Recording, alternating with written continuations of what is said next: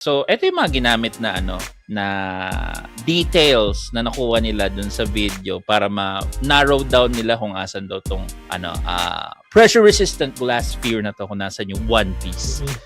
Una, nandun. yung depth clue. Kasi specify kasi ni Oda na yung lalim kung saan niya drinap yun is 651 meters. So, ang nakita nila na chinek nila lahat ng mga para malapit na bodies of water, and Suruga Bay is one of the deepest bays sa Japan with many areas na exactly tumatama dun sa 651 meters na yun.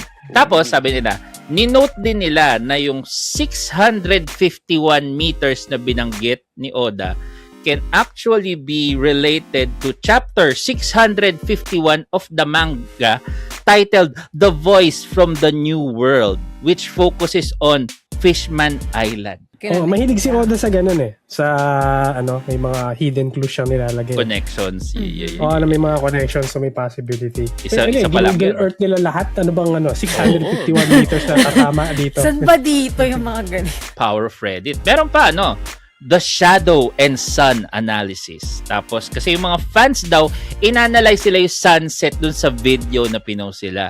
So, ang ginawa nila, trinak nila yung the sun's position setting in the southwest and the absence of land in the horizon. So, ibig sabihin, naman tinitingnan nila yung video, wala sila nakikitang land mass dun sa horizon. So, ibig sabihin, opposite siya.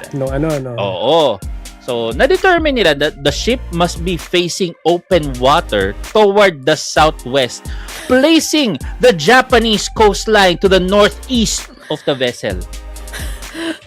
Grabe namang deduction. Detective Conan! Paano yun?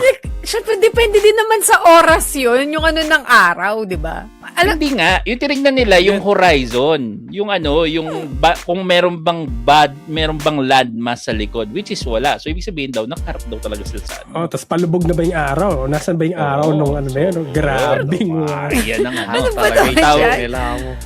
Elementary, my dear Watson. Yun ang mga Elementary, my dear Watson. Actually. Tapos, meron pa silang inad dyan. Maritime partners.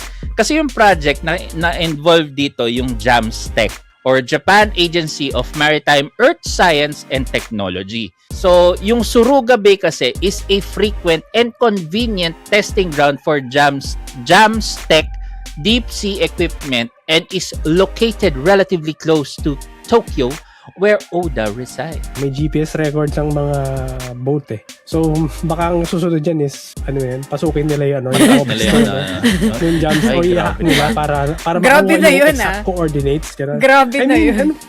What do you mean grabe? Tingnan mo yung ginagawa nila ngayon. Di ba mas grabe? Kaya palagi ka pa may treasure hunting Mas grabe na yun kapag talagang ganun na yung gagawin nila. Pero, the real age na talaga siya. Pirate era na talaga mangyayari dito. So, ito na talaga yun. And that's all our topics for today's podcast. So, kung meron po kayong topic suggestions, tulad ng mga ganyang topic, or kung may mas matitino kayong topic na masasuggest, feel free to send us a message para mapag-usapan po namin to. At shoutout sa mga sumusunods. Yun, shoutout sa mga chatter natin, sila DM Emperor, JGM, Shadow Games, Banyagang Native, Avian Times 2, Reconnecting PH,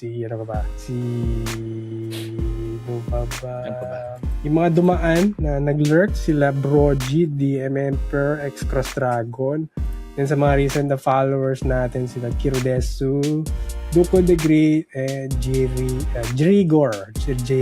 Yung naging guest natin last. Ayun. Naabang na. And hi din sa mga nanood sa sa live ko, kay cousin ko, Chris. Kaz yun. Cousin. Kay Tops, tsaka kay Vinster. Hello sa inyo, guys. And of course, yung brother ko lagi nanonood. And, ayun na nga.